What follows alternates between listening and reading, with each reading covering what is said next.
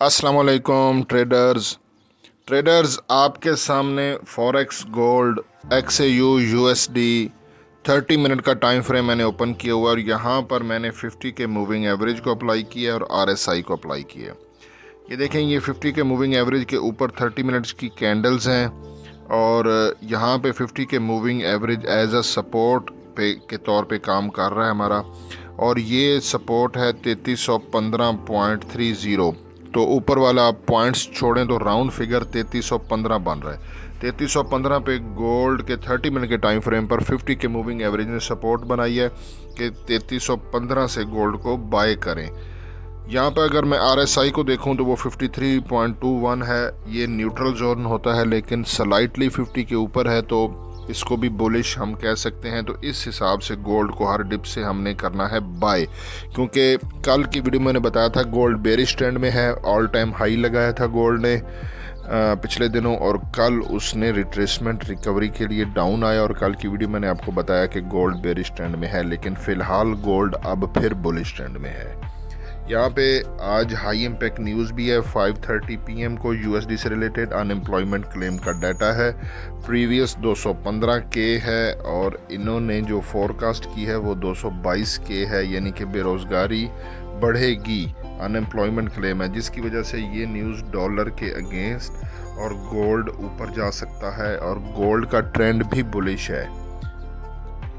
यहाँ पर अगर मैं गोल्ड के 30 मिनट के टाइम फ्रेम पर बुलिंजर बैंड को अप्लाई करूं, देखें इसकी स्लोप डाउनवर्ड थी यहाँ पे, फिर अब ये देखें ये अपर बैंड है और ये मीडियम है और ये है बॉटम सपोर्ट होती है। अपर बैंड जो इसका होता है वो होती है रेजिस्टेंस, और ये पीवट के तौर पे काम करता है जो इसका मीडियम बैंड है। तो मीडियम बैंड की प्राइस यहाँ पे आ रही है 3316। मैं आपको आगे दिखा देता हूँ। ये देखें जी, बुलिंजर बैंड 30 मिनट के टाइम फ्रेम के ऊपर हमने देखना है इसका नियरेस्ट जो है वो बुलिंजर बैंड है, और वो 3316.07। ये मैं बात कर रहा हूँ इसके मीडियम बुलिंजर बैंड की, ठीक है। तो 3316 आ रहा है क्योंकि हमारा 50 के मूविंग एवरेज की प्राइस 3315 है, तो ये इसके पीवट के करीब से इसको बाय किया जा सकता है।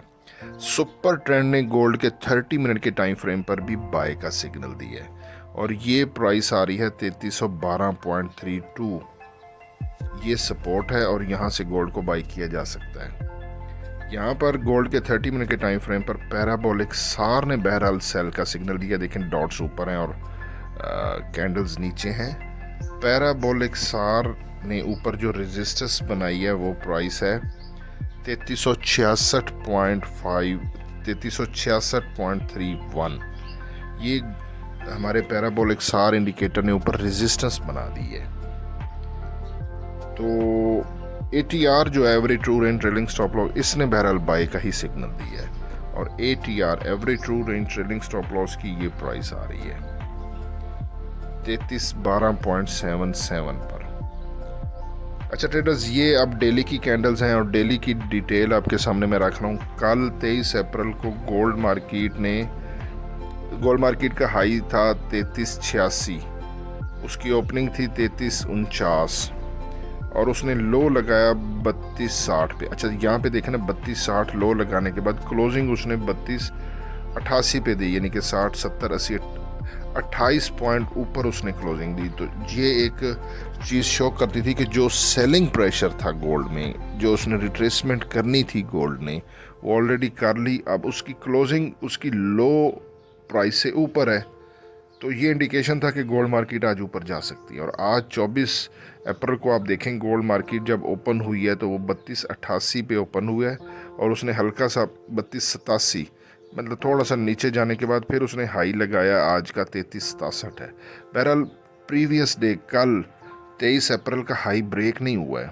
देखना 33 ये 67.24 आ रहा है, और पिछले दिन का जो हाई है वो 3386 है और लो 3260 है। तो ना आज के दिन गोल्ड ने पिछले दिन का हाई ब्रेक किया और ना जो है वो उसने लो ब्रेक किया। लो और हाई दोनों फ़िलहाल अभी तक ब्रेक नहीं हुई हैं। सुबह एशियन सेशन में इनडिसीजन है मार्केट, इस हिसाब से डेली के पॉइंट ऑफ व्यू से।